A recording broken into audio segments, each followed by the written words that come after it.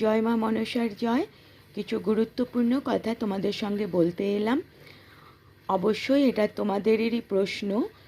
তো আমার শরীরটা ভালো নেই বলে আমি ভিডিও করে কথাগুলো বলতে পারছি না।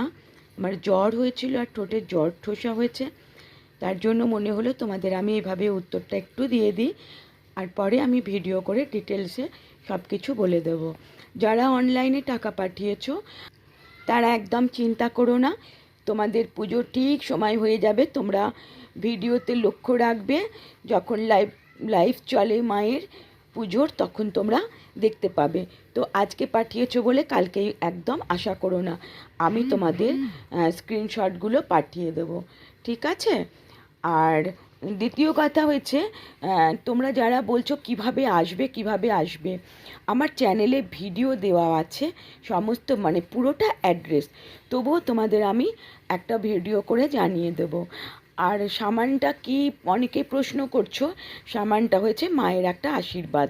তোমাদের যার যেরকম প্রবলেম, সেই প্রবলেমের ওপর মা যেটা মনে করেন সেটা মা আশীর্বাদ, মানে মা সেটা বানিয়ে দেন সামানটা। তো সামানের ভেতরে কি আছে সেটা আমি জানি না, তোমরা গেলে তোমাদের সামনেই বানায়, তোমরা অবশ্যই দেখতে পাবে।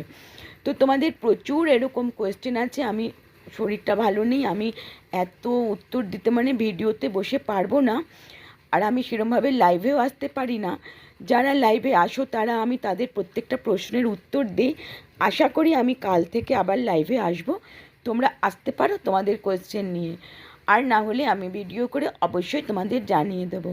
তো আজকে আমার এটুকুই বলার ছিল, যে তোমরা একদম চিন্তা করো না, তোমাদের পুজো ঠিক টাইমে হয়ে যাবে। আর আমি স্ক্রিনশট মায়ের কাছে পাঠিয়ে দেবো।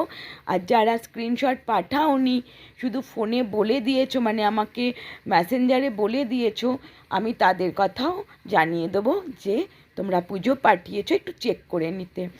তো অবশ্যই তারা নেবেন, আর তারা এটা করে থাকেন, আর সবসময় খুব দায়িত্ব সহকারে এই কাজগুলো করেন। তোমরা একদম কেউ চিন্তা করো না, কেমন? তো আমি আসছি, হয়তো আজ কালকেও ভিডিও আনতে পারবো না, দুদিন পরে আনবো। তো হ্যাঁ, মায়ের সমস্ত তথ্য নিয়ে আমি আবার আসবো। তোমরা ভালো থেকো, সুস্থ থেকো, আর ঘরে বসে মায়ের নাম জপ করো। আর হ্যাঁ, আরেকটা কথা, যেই দিদি অনেক দূর থেকে আসতে চাইছো, আমি তাকে রিকোয়েস্ট করব তুমি এরকমভাবে এসো না। তার কারণ বাই চান্স যদি দেরি হয়ে যায়, তোমায় যদি না দেখে, তখন তো তোমার মনটা খারাপ হয়ে যাবে, তাই না বলো?